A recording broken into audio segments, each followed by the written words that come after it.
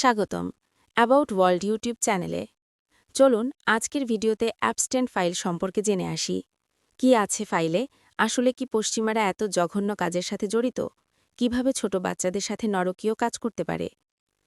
Caribbean সাগরের উষ্ণ নীল বিস্তৃতির ভেতরে সবুজে মোড়া নির্জন এক ভূখণ্ড বহুদিন ধরে সাধারণ মানুষের চোখের আড়ালে ছিল। যুক্তরাষ্ট্রের ভার্জিন দ্বীপপুঞ্জের অন্তর্গত এই দ্বীপটি দূর থেকে দেখলে শান্ত ও সুন্দর মনে হয়। চারপাশে স্বচ্ছা জল, ঢেউয়ের মৃদু শব্দ আর আকাশের নীরবতা, সব মিলিয়ে যেন এক নিভৃত আশ্রয়। কিন্তু এই নিস্তব্ধতার আড়ালেই ধীরে ধীরে গড়ে উঠেছিল প্রশ্ন, সন্দেহ এবং অস্বস্তির দীর্ঘ ছায়া, যা পরে বিশ্বজুড়ে আলোচনার কেন্দ্রবিন্দুতে চলে আসে। এই দ্বীপটির নিয়ন্ত্রণ ছিল জেফ্রি এপস্টেইনের হাতে। ধনী অর্থব্যবস্থাপক হিসেবে তার পরিচিতি যেমন বিস্তৃত ছিল, তেমনি বিস্তৃত ছিল রাজনীতি, ব্যবসা এবং সামাজিক প্রভাবশালীদের সঙ্গে তার ওঠা বসা। ব্যক্তিগত উড়াজাহাজ, বিলাসবহুল আবাসন এবং নিয়ন্ত্রিত চলাচলের সুবিধা তাকে এমন এক অবস্থানে নিয়ে যায় যেখানে জবাবদিহির সীমা অস্পষ্ট হয়ে পড়ে।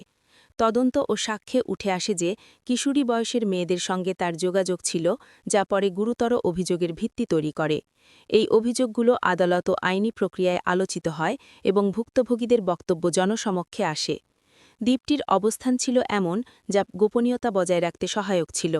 মূল ভূখণ্ড থেকে দূরে থাকার কারণে এখানে প্রবেশ সীমিত ছিল। ব্যক্তিগত জেটি, নিয়ন্ত্রিত যাতায়াত এবং নজরদারির বাইরে থাকা পরিবেশ, সব মিলিয়ে এটি ছিল এমন এক স্থান যেখানে ক্ষমতার উপস্থিতি নিজেকে নিরাপদ মনে করত। প্রাকৃতিক সৌন্দর্য এখানে শুধু দৃশ্যের অংশ ছিল না, বরং নীরবতার আবরণ হিসেবে কাজ করেছিল। এই আবরণ ভেদ করে সত্য সামনে আনতে সময় লেগেছে সাহস এবং ধারাবাহিক অনুসন্ধান। এই ঘটনার সঙ্গে ঘনিষ্ঠভাবে জড়িয়ে আছে যে নথিপত্র ও তথ্য সমষ্টি, সেটি সাধারণভাবে এপস্টেইন ফাইল নামে পরিচিত। এটি কোনো একক রহস্যময় নথি নয়, বরং আদালতে দাখিল হওয়া দলিল, তদন্ত সংস্থা সংগ্রহ করা যোগাযোগের রেকর্ড, ভ্রমণ সংক্রান্ত তথ্য, ইমেল এবং অনুসন্ধানী সাংবাদিকদের প্রতিবেদনের সমষ্টি। এই ফাইলগুলো ধীরে ধীরে প্রকাশ পেতে শুরু করলে দ্বীপটির ভূমিকা আরও স্পষ্ট হয়ে ওঠে। নথিতে দ্বীপের নাম, যাতায়াতের প্রসঙ্গ এবং ব্যবস্থাপনার বিবরণ পাওয়া যায়, যা ঘটনাপ্রবাহ বোঝার ক্ষেত্রে প্রেক্ষাপট তৈরি করে। ভুক্তভোগীদের সাক্ষ্য এই ফাইলের সবচেয়ে গুরুত্বপূর্ণ অংশগুলোর মধ্যে পড়ে।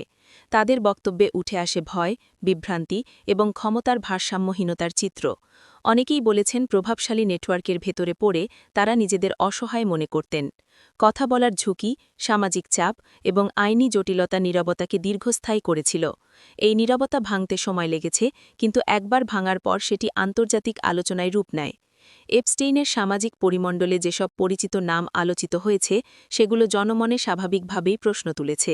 বিল ক্লিন্টন, ডোনাল্ড ট্রাম্প, বিল গেটসের মতো ব্যক্তিদের সঙ্গে তার পরিচিতির কথা সংবাদ মাধ্যমে এসেছে মূলত সামাজিক যোগাযোগ ও সাক্ষাতের সূত্রে। এই উল্লেখগুলো নিয়ে ব্যাপক আলোচনা হলেও এটাও স্পষ্ট করা জরুরি যে কোনো নথিতে নাম থাকা মানেই অপরাধে জড়িত থাকার সিদ্ধান্তে পৌঁছানো যায় না।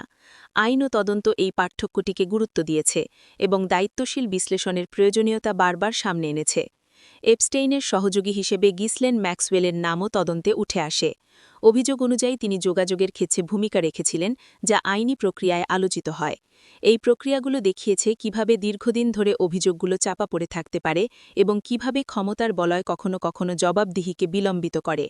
একই সঙ্গে এটাও দেখা গেছে নথি প্রকাশের পর গুজব ও অতিরঞ্জিত গল্প দ্রুত ছড়িয়ে পড়ে, যা সত্যকে আরও জটিল করে তোলে।